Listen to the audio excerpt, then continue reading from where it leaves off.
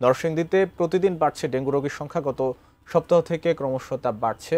হাসপাতালগুলোতে সাধারণত রোগীদের পাশাপাশি ডেঙ্গু আক্রান্তদের চিকিৎসা নিতে হিমশিম খাচ্ছেন চিকিৎসকরা। বিস্তারিত জানাতে 100 শয্যা বিশিষ্ট জেলা হাসপাতাল থেকে সরাসরি যুক্ত হচ্ছেন প্রতিনিধি সোহাগ মিয়া।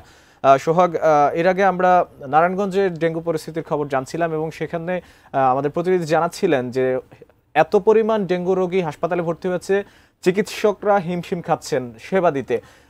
নরসিংদীতে কি অবস্থা জানাবেন?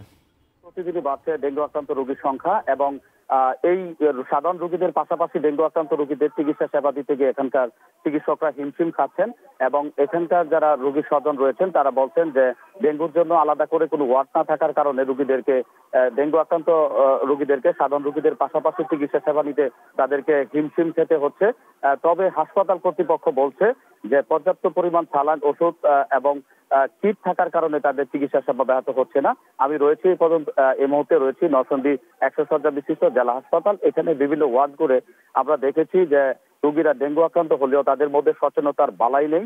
তারা এখানে যে হাসপাতালে মশারি বরাদ্দ করা আছে সেই মশারিটি তারা টানাচ্ছেন না, মশারি ছাড়াই তারা এখানে অবস্থান করছেন। এছাড়াও এখানকার যারা সাধারণ রোগীর স্বজন রয়েছেন তারা বলছেন যে হাসপাতালে শয্যা সংকট থাকার কারণে অনেক রোগীদেরকে হাসপাতালের মেঝেতে শুয়ে বসে তাদেরকে চিকিৎসা সেবা নিতে হচ্ছে।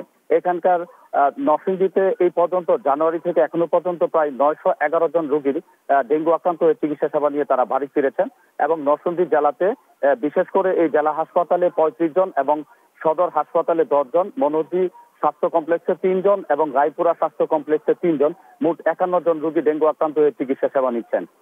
এখানকার রোগীর স্বজনদের আরেকটি অভিযোগ রয়েছে যে প্রাইভেট হাসপাতাল এবং ডায়াগনস্টিক সেন্টার গুলি রয়েছে, সেখানে ডেঙ্গু আক্রান্তের ইয়াটা নির্ণয় করার জন্য তাদেরকে অতিরিক্ত টাকা গুনতে হচ্ছে।